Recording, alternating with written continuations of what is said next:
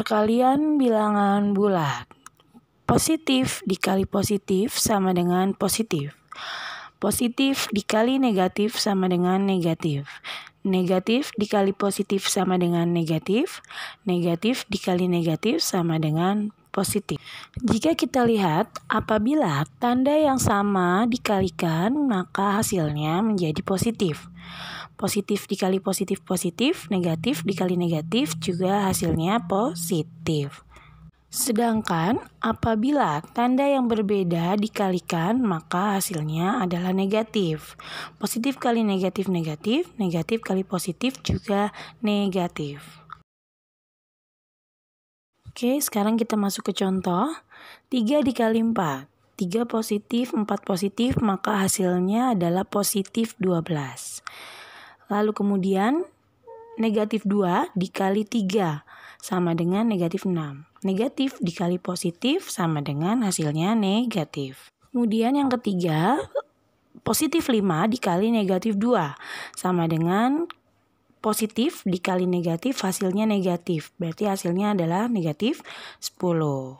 Dan yang terakhir negatif 3 dikali negatif 2. Negatif 3 dikali negatif 2, negatif dikali negatif hasilnya positif. Ingat, tanda yang sama jika dikalikan hasilnya adalah positif. Maka negatif 3 dikali negatif 2 hasilnya sama dengan 6.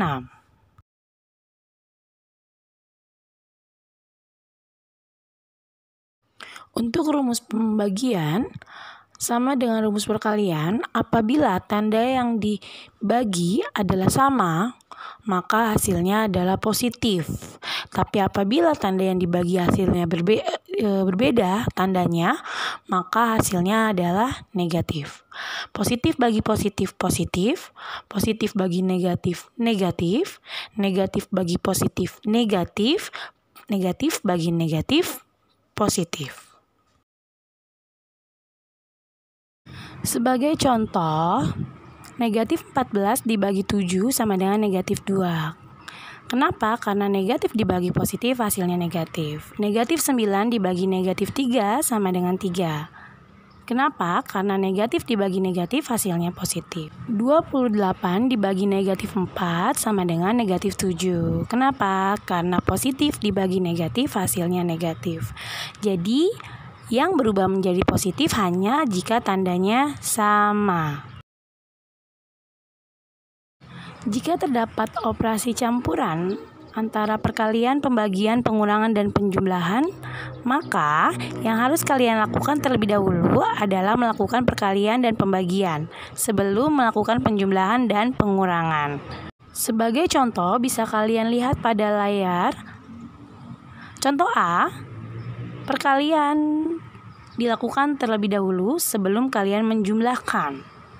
Dan contoh B, pembagian dilakukan terlebih dahulu sebelum kalian melakukan pengurangan. Untuk contoh yang C, kenapa pengurangan dilakukan terlebih dahulu? Karena ada tanda kurung. Apabila terdapat tanda kurung, maka kalian dahulukan yang ada di dalam tanda kurung.